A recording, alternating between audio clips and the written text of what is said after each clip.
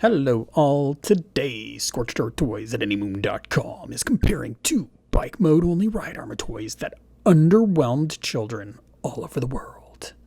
First up is the Gakuen Vr 52F.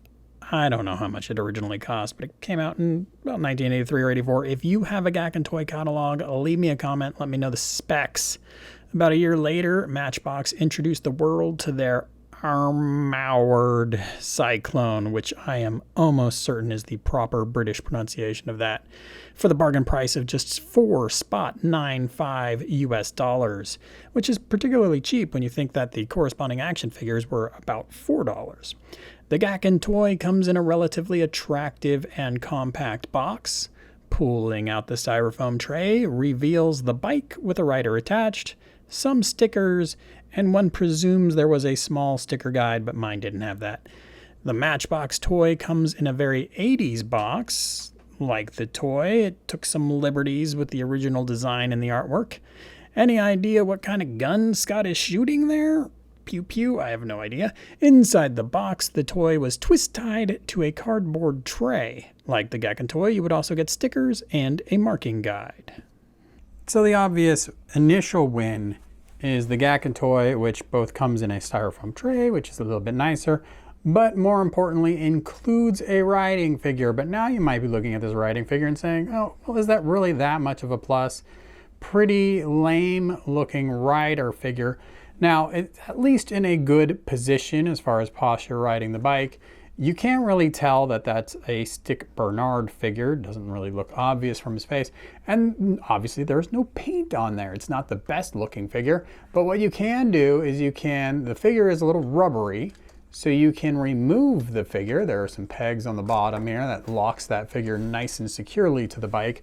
Once removed, you could go ahead and paint this figure on your own and put it back on and have a lot better looking ride armor and rider figure. Now, the bike itself is really well done for the era. You've got different colors, you've got the white stripes on there, you've got the engine and the exhaust all different colored. Now the exhaust, yeah, it's just kind of split in half, but still pretty good looking overall. The tires have some tread to them. They don't look obviously like big fat solid pieces. They look fairly convincing tires. You do have the little kickstand to help keep it upright. If you bring that kickstand all the way back, it will lean to one side like so. So that kickstand is doing a good job.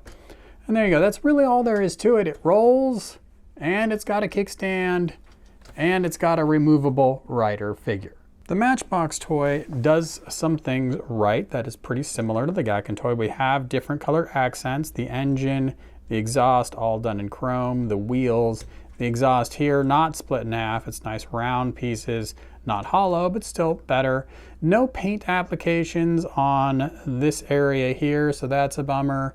The stickers more necessary. There's no factory applied stickers that we saw on the Gakken toy. The black windshield, it would be better to be a transparent piece, but on both these toys it's a solid painted piece. The black being more obvious to me than the brown of the Gakken toy, so I like that a little less. The handlebars being these weird curved thin pieces of plastic.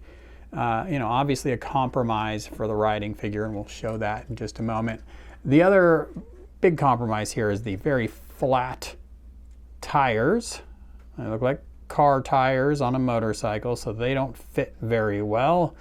Also, the overall proportions, really big and chunky looking, but it's kind of par for the era.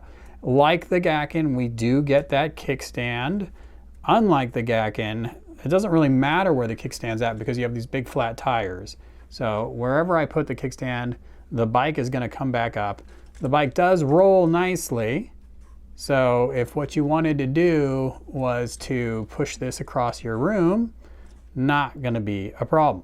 So the Matchbox toy does not come with a rider figure. Instead, you had to pony up and grab your own. This is the Scott Bernard figure that you could buy separately. He randomly comes with Ray's Cyclone's weapon, and partial Cyclone figure attached to him. So he's got like the hip armors from a Cyclone and the chest armor from a Cyclone. So he is just an absolutely bewildering piece. Has a helmet you can put on, but where things get sort of complementary here is if we take this gun out of his hand, we can put him on the bike, and you can see the bike has a nice little pegs that accommodate holes in the feet of the Scott figure, so we can connect him to the bike pretty securely. And we can, let's rotate him around here so you can get him attached on both sides, and you're gonna have to get the knee involved to get that to happen.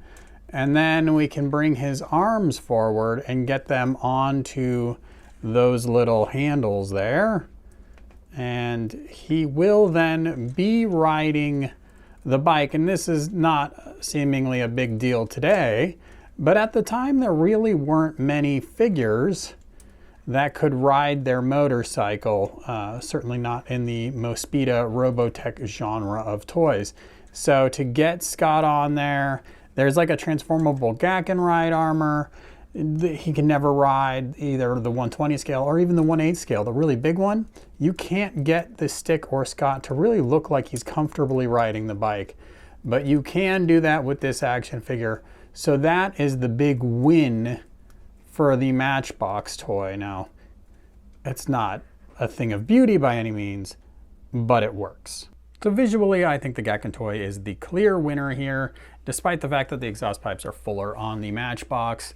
Part of that though is the stickers, and I don't put the stickers on these toys. If you stickered up a Matchbox toy, you might think it looks a lot better, but you can't get away from the fact that it's the wrong size. It's almost 13.5 centimeters long. It's like 1/14 scale. It looks positively huge next to the action figures, whereas the Gakken toy is about perfect. It is about 10.7 centimeters, and you know, clearly Scott wasn't meant to go on this, but it really seems to me like what Matchbox should have done was like, hey, Gakken, we want this toy. We don't want this little rubbery figure because we're gonna have our little figures ride it. Why don't you just make it for us? And we would have gotten this figure instead of this figure, and things would have been fine. Now, there are some issues with that. The peg holes not fitting on and the handlebars, and I don't know how that could have been addressed. But really, at the end of the day, when I look at these two toys next to each other, or if I compare them to the line art, I can't help but walk away thinking that the Gakken toy does everything that the Matchbox toy does, while being the right size and looking better. Check out my full article for both of these toys on anymoon.com. Subscribe, and thanks for watching.